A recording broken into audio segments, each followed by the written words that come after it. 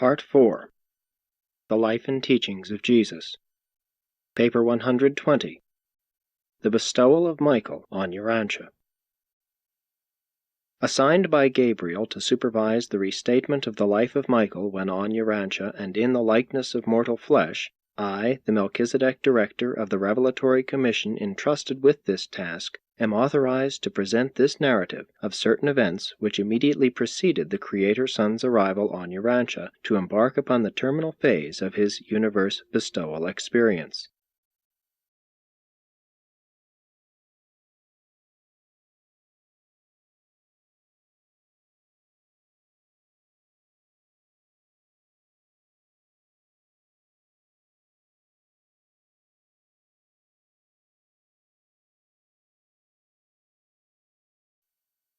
Before the events I am about to delineate, Michael of Nebadon had bestowed himself 6 times after the similitude of 6 differing orders of his diverse creation of intelligent beings.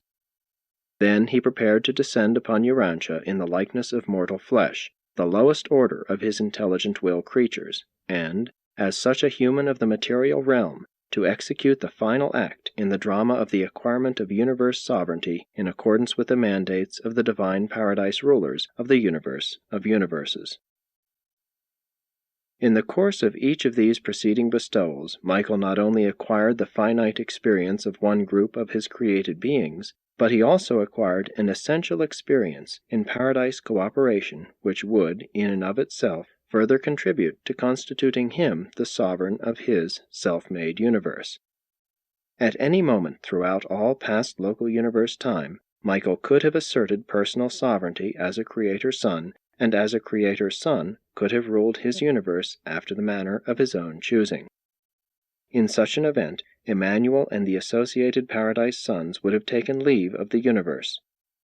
But Michael did not wish to rule Nebadon merely in his own isolated right, as a Creator Son. He desired to ascend through actual experience in cooperative subordination to the Paradise Trinity to that high place in universe status where he would become qualified to rule his universe and administer its affairs with that perfection of insight and wisdom of execution which will sometime be characteristic of the exalted rule of the Supreme Being. He aspired not to perfection of rule as a Creator Son, but to supremacy of administration as the embodiment of the universe wisdom and the divine experience of the Supreme Being. Michael, therefore, had a double purpose in the making of these 7 bestowals upon the various orders of his universe creatures. First, he was completing the required experience in creature understanding which is demanded of all Creator Sons before they assume complete sovereignty. At any time a Creator Son may rule his universe in his own right, but he can rule as the supreme representative of the Paradise Trinity only after passing through the 7 universe creature bestowals. Second, he was aspiring to the privilege of representing the maximum authority of the Paradise Trinity which can be exercised in the direct and personal administration of a local universe. Accordingly, did Michael, during the experience of each of his universe bestowals, successfully and acceptably voluntarily subordinate himself to the variously constituted wills of the diverse associations of the persons of the Paradise Trinity. That is, on the first bestowal he was subject to the combined will of the Father, Son, and Spirit; on the second bestowal to the will of the Father and the Son; on the third bestowal to the will of the Father and the Spirit; on the fourth bestowal to the will of the Son and the Spirit; on the fifth bestowal to the will of the Infinite Spirit; on the sixth bestowal to the will of the Eternal Son; and during the 7th and final bestowal, on Urantia, to the will of the Universal Father. Michael, therefore, combines in his personal sovereignty the divine will of the 7-fold phases of the universal creators with the understanding experience of his local universe creatures. Thus has his administration become representative of the greatest possible power and authority, although divested of all arbitrary assumptions. His power is unlimited, since it is derived from experienced association with the Paradise deities. His authority is unquestioned, inasmuch as it was acquired through actual experience in the likeness of universe creatures. His sovereignty is supreme, since it embodies at one and the same time the sevenfold viewpoint of Paradise Deity with the creature viewpoint of time and space. Having determined the time of his final bestowal, and having selected the planet whereon this extraordinary event would take place, Michael held the usual pre-bestowal conference with Gabriel, and then presented himself before his elder brother and Paradise Counselor, Emmanuel. All powers of universe administration which had not previously been conferred upon Gabriel, Michael now assigned to the custody of Emmanuel. And just before Michael's departure for the Urantia incarnation, Emmanuel, in accepting the custody of the universe during the time of the Urantia bestowal, proceeded to impart the bestowal counsel, which would serve as the incarnation guide for Michael when he would presently grow up on Urantia as a mortal of the realm. In this connection, it should be borne in mind that Michael had elected to execute this bestowal in the likeness of mortal flesh, subject to the will of the Paradise Father. The Creator's Son required instructions from no one in order to effect this incarnation for the sole purpose of achieving universe sovereignty, but he had embarked upon a program of the revelation of the Supreme which involved cooperative functioning with the diverse wills of the Paradise deities. Thus, his sovereignty, when finally and personally acquired, would actually be all-inclusive of the sevenfold will of deity as it culminates in the Supreme. He had, therefore, 6 times previously been instructed by the personal representatives of the various Paradise deities and associations thereof, and now he was instructed by the Union of Days, ambassador of the Paradise Trinity to the local universe of Nebadon, acting on behalf of the Universal Father. There were immediate advantages and tremendous compensations resultant from the willingness of this mighty Creator's Son once more voluntarily to subordinate himself to the will of the Paradise deities, this time to that of the Universal Father. By this decision to effect such associative subordination, Michael would experience in this incarnation not only the nature of mortal man, but also the will of the Paradise Father of all. And further, he could enter upon this unique bestowal with the complete assurance not only that Emmanuel would exercise the full authority of the Paradise Father in the administration of his universe during his absence on the Urantia bestowal, but also with the comforting knowledge that the Ancients of Days of the super-universe had decreed the safety of his realm throughout the entire bestowal period. And this was the setting of the momentous occasion when Emmanuel presented the 7th bestowal commission. And from this pre-bestowal charge of Emmanuel to the universe ruler who subsequently became Jesus of Nazareth, Christ Michael on Urantia, I am permitted to present the following excerpts. 1. The 7th Bestowal Commission. My Creator Brother, I am about to witness your 7th and final universe bestowal. Most faithfully and perfectly have you executed the 6 previous commissions, and I entertain no thought but that you will be equally triumphant on this, your terminal sovereignty bestowal. Heretofore you have appeared on your bestowal spheres as a fully developed being of the order of your choosing. Now you are about to appear upon Urantia, the disordered and disturbed planet of your choice, not as a fully developed mortal, but as a helpless babe. This, my comrade, will be a new and untried experience for you. You are about to pay the full price of bestowal, and to experience the complete enlightenment of the incarnation of a Creator in the likeness of a creature. Throughout each of your formal bestowals, you have voluntarily chosen to subject yourself to the will of the 3 Paradise deities and their divine interassociations. Of the 7 phases of the will of the Supreme, you have in your previous bestowals been subject to all but the personal will of your Paradise Father. Now that you have elected to be wholly subject to your Father's will throughout your 7th bestowal, I, as the personal representative of our Father, assume the unqualified jurisdiction of your universe for the time of your incarnation. In entering upon the Urantia bestowal, you have voluntarily divested yourself of all extraplanetary support and special assistance, such as might be rendered by any creature of your own creation. As your created sons of Nebadon are wholly dependent upon you for safe conduct throughout their universe careers, so now must you become wholly and unreservedly dependent upon your Paradise Father for safe conduct throughout the unrevealed vicissitudes of your ensuing mortal career. And when you shall have finished this bestowal experience, you will know in very truth the full meaning and the rich significance of that faith trust which you so unvaryingly require of all your creatures to master as a part of their intimate relationship with you as their local universe creator and father. Throughout your Urantia bestowal, you need be concerned with but one thing, the unbroken communion between you and your Paradise Father. And it will be by the perfection of such a relationship that the world of your bestowal, even all the universe of your creation, will behold a new and more understandable revelation of your Father and my Father, the universal Father of all. Your concern, therefore, has only to do with your personal life on Urantia. I will be fully and efficiently responsible for the security and unbroken administration of your universe from the moment of your voluntary relinquishment of authority until you return to us as universe sovereign, confirmed by Paradise, and receive back from my hands not the vicegerent authority which you now surrender to me, but instead the supreme power over and jurisdiction of your universe.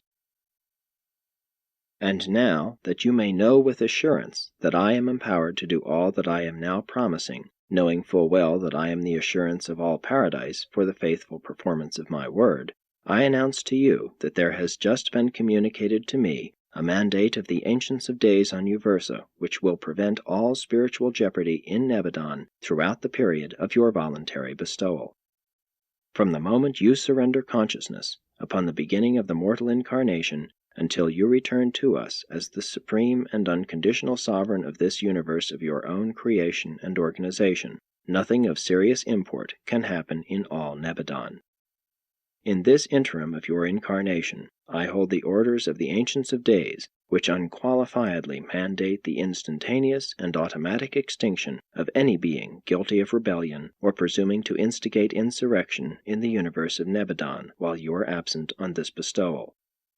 My brother, in view of the authority of Paradise inherent in my presence and augmented by the judicial mandate of Uversa, your universe and all its loyal creatures will be secure during your bestowal.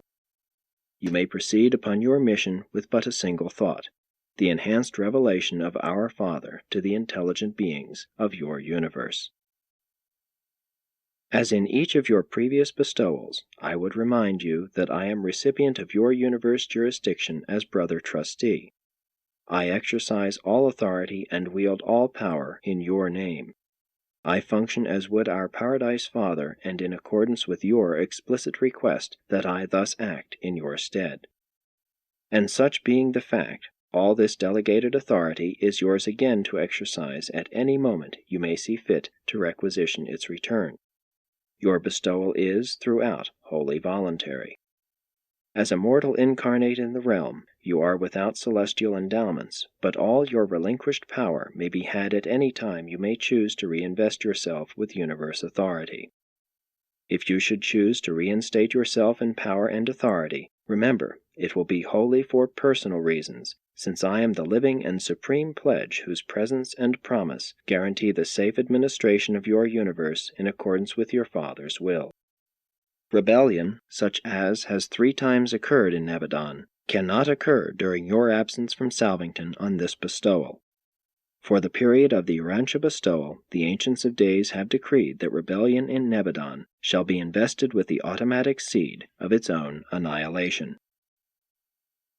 As long as you are absent on this final and extraordinary bestowal, I pledge, with Gabriel's cooperation, the faithful administration of your universe.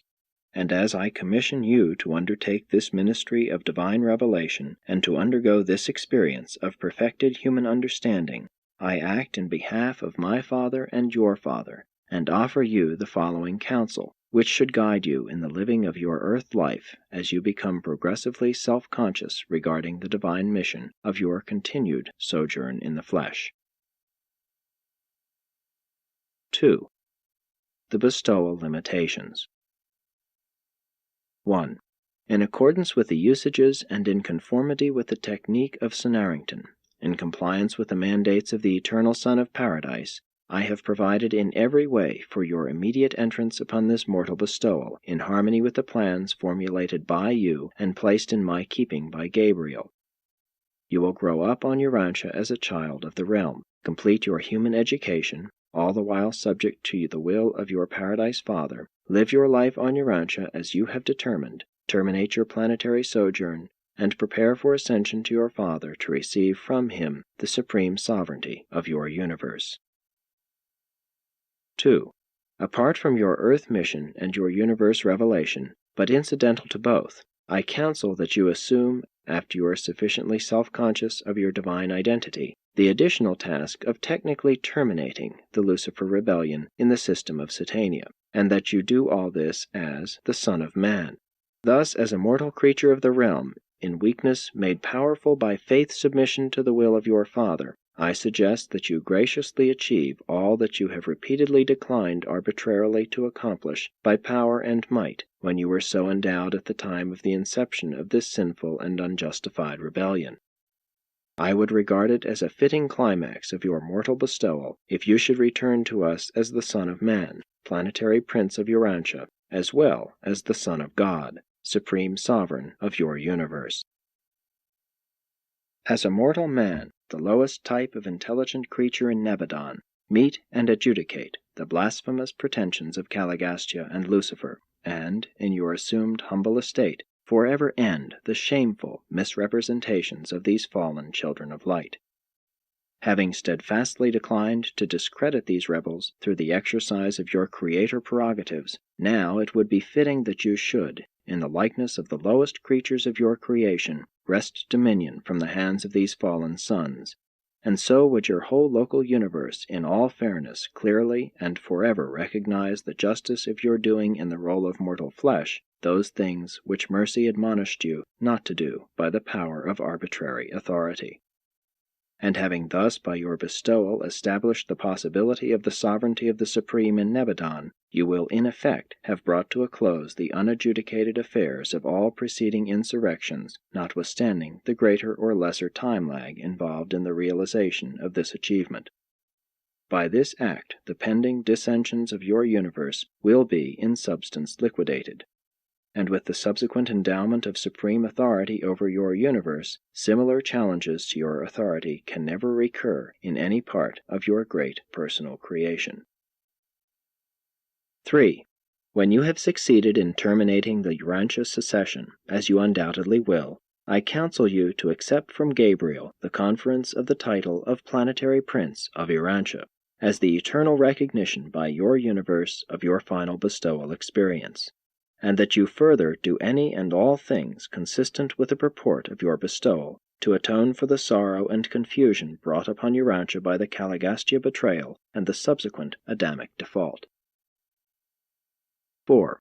In accordance with your request, Gabriel and all concerned will cooperate with you in the expressed desire to end your Urantia bestowal with the pronouncement of a dispensational judgment of the realm, accompanied by the termination of an age, the resurrection of the sleeping mortal survivors, and the establishment of the dispensation of the bestowed Spirit of Truth. 5. As concerns the planet of your bestowal and the immediate generation of men living thereon at the time of your mortal sojourn, I counsel you to function largely in the role of a teacher. Give attention first to the liberation and inspiration of man's spiritual nature. Next, illuminate the darkened human intellect, heal the souls of men, and emancipate their minds from age-old fears. And then, in accordance with your mortal wisdom, minister to the physical well-being and material comfort of your brothers in the flesh. Live the ideal religious life for the inspiration and edification of all your universe. 6. On the planet of your bestowal, set rebellion-segregated men spiritually free.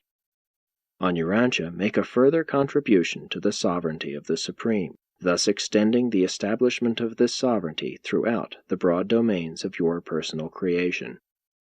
In this, your material bestowal in the likeness of the flesh, you are about to experience the final enlightenment of a time-space creator, the dual experience of working within the nature of man with the will of your Paradise Father. In your temporal life, the will of the finite creature and the will of the infinite Creator are to become as one, even as they are also uniting in the evolving deity of the Supreme Being. Pour out upon the planet of your bestowal the Spirit of Truth, and thus make all normal mortals on that isolated sphere immediately and fully accessible to the ministry of the segregated presence of our Paradise Father, the Thought Adjusters of the realms. 7. In all that you may perform on the world of your bestowal, bear constantly in mind that you are living a life for the instruction and edification of all your universe. You are bestowing this life of mortal incarnation upon Urantia, but you are to live such a life for the spiritual inspiration of every human and superhuman intelligence that has lived, now exists, or may yet live on every inhabited world which has formed, now forms, or may yet form a part of the vast galaxy of your administrative domain. Your earth life in the likeness of mortal flesh shall not be so lived as to constitute an example for the mortals of Urantia in the days of your earthly sojourn, nor for any subsequent generation of human beings on Urantia or on any other world. Rather, shall your life in the flesh on Urantia be the inspiration for all lives upon all Nebadon worlds throughout all generations in the ages to come. 8.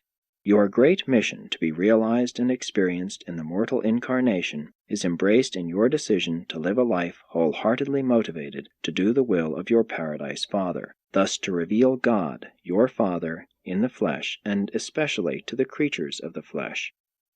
At the same time, you will also interpret, with a new enhancement, our Father to the supermortal beings of all Nebadon.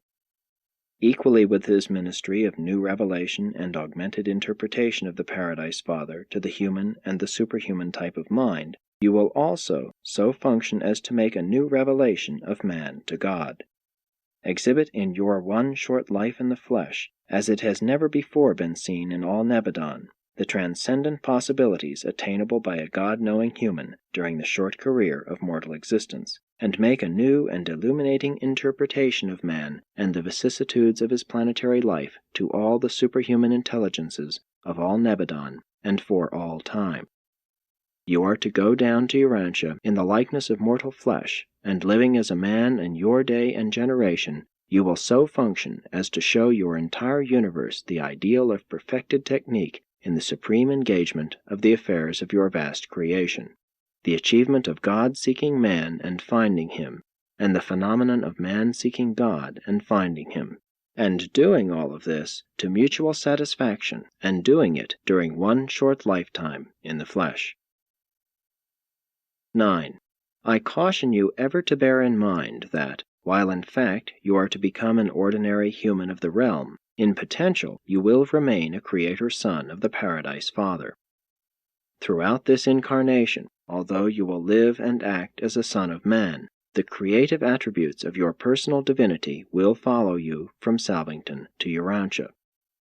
It will ever be within your power of will to terminate the incarnation at any moment subsequent to the arrival of your thought adjuster. Prior to the arrival and reception of the adjuster, I will vouch for your personality integrity. But subsequent to the arrival of your adjuster, and concomitant with your progressive recognition of the nature and import of your bestowal mission, you should refrain from the formulation of any superhuman will to attainment, achievement, or power, in view of the fact that your creator prerogatives will remain associated with your mortal personality because of the inseparability of these attributes from your personal presence. But no superhuman repercussions will attend your earthly career apart from the will of the Paradise Father, unless you should, by an act of conscious and deliberate will, make an undivided decision which would terminate in whole personality choice. 3. Further counsel and advice. And now, my brother, in taking leave of you as you prepare to depart for Urantia, and after counseling you regarding the general conduct of your bestowal, allow me to present certain advices that have been arrived at in consultation with Gabriel, and which concern minor phases of your mortal life. We further suggest, 1. That in the pursuit of the ideal of your mortal earth life, You also give some attention to the realization and exemplification of some things practical and immediately helpful to your fellow men. 2. As concerns family relationships, give precedence to the accepted customs of family life as you find them established in the day and generation of your bestowal. Live your family and community life in accordance with the practices of the people among whom you have elected to appear. 3. In your relations to the social order, we advise that you confine your efforts largely to spiritual regeneration and intellectual emancipation. Avoid all entanglements with the economic structure and the political commitments of your day. More especially, devote yourself to living the ideal religious life on Urantia. 4. Under no circumstances, and not even in the least detail, should you interfere with the normal and orderly progressive evolution of the Urantia races. But this prohibition must not be interpreted as limiting your efforts to leave behind you on Urantia an enduring and improved system of positive religious ethics. As a dispensational son, you are granted certain privileges pertaining to the advancement of the spiritual and religious status of the world peoples. 5. As you may see fit, you are to identify yourself with existing religious and spiritual movements as they may be found on Urantia, but in every possible manner seek to avoid the formal establishment of an organized cult, a crystallized religion, or a segregated ethical grouping of mortal beings. Your life and teachings are to become the common heritage of all religions and all peoples. 6. To the end that you may not unnecessarily contribute to the creation of subsequent stereotyped systems of Urantia religious beliefs or other types of non-progressive religious loyalties, we advise you still further, leave no writings behind you on the planet. Refrain from all writing upon permanent materials. Enjoin your associates to make no images or other likenesses of yourself in the flesh. See that nothing potentially idolatrous is left on the planet at the time of your departure. 7. While you will live the normal and average social life of the planet, being a normal individual of the male sex, you will probably not enter the marriage relation, which relation would be wholly honorable and consistent with your bestowal. But I must remind you that one of the incarnation mandates of Senarrington forbids the leaving of human offspring behind on any planet by a bestowal son of paradise origin. 8. In all other details of your oncoming bestowal, we would commit you to the leading of your indwelling adjuster, the teaching of the ever-present divine spirit of human guidance, and the reasoned judgment of your expanding human mind of hereditary endowment. Such an association of creature and creator attributes will enable you to live for us the perfect life of man on the planetary spheres, not necessarily perfect as regarded by any one man in any one generation on any one world, much less on Urantia, but wholly and supremely replete as evaluated on the more highly perfected and perfecting worlds of your far-flung universe. And now may your Father and my Father, who has ever sustained us in all past performances, guide and sustain you, and be with you from the moment you leave us and achieve the surrender of your consciousness of personality, throughout your gradual return to recognition of your divine identity incarnate in human form, and then on through the whole of your bestowal experience on Urantia until your deliverance from the flesh and your ascension to our Father's right hand of sovereignty. When I shall again see you on Salvington, we shall welcome your return to us as the supreme and unconditional sovereign of this universe of your own making, serving, and completed understanding. In your stead I now reign. I assume jurisdiction of all Nebadon as acting sovereign during the interim of your 7th and mortal bestowal on Urantia. And to you, Gabriel, I commit the safekeeping of the Son of Man about to be, until he shall presently and in power and glory be returned to me as the Son of Man and the Son of God. And Gabriel, I am your sovereign until Michael thus returns. Then, immediately in the presence of all Salvington assembled, Michael removed himself from our midst, and we saw him no more in his accustomed place until his return as the supreme and personal ruler of the universe, subsequent to the completion of his bestowal career on Urantia. 4. the Incarnation, making two one. And so certain unworthy children of Michael, who had accused their Creator Father of selfishly seeking rulership and indulged the insinuation that the Creator Son was arbitrarily and autocratically upheld in power by virtue of the unreasoning loyalty of a deluded universe of subservient creatures, were to be silenced forever and left confounded and disillusioned by the life of self-forgetful service which the Son of God now entered upon as the Son of Man, all the while subject to the will of the Paradise Father. But make no mistake, Christ Michael, while truly a dual origin being, was not a double personality. He was not God in association with man, but rather God incarnate in man, and he was always just that combined being. The only progressive factor in such a non-understandable relationship was the progressive, self-conscious realization and recognition by the human mind of this fact of being God and man. Christ Michael did not progressively become God. God did not, at some vital moment in the earth life of Jesus, become man. Jesus was God and man, always and even forevermore. And this God and this man were, and now are, one, even as the Paradise Trinity of three beings is in reality one deity. Never lose sight of the fact that the supreme spiritual purpose of the Michael bestowal was to enhance the revelation of God. Urantia mortals have varying concepts of the miraculous, but to us who live as citizens of the local universe, there are few miracles, and of these, by far the most intriguing are the incarnational bestowals of the Paradise Sons. The appearance in and on your world, by apparently natural processes, of a divine Son we regard as a miracle, the operation of universal laws beyond our understanding. Jesus of Nazareth was a miraculous person. In and through all this extraordinary experience, God the Father chose to manifest himself as he always does, in the usual way, in the normal, natural, and dependable way of divine acting.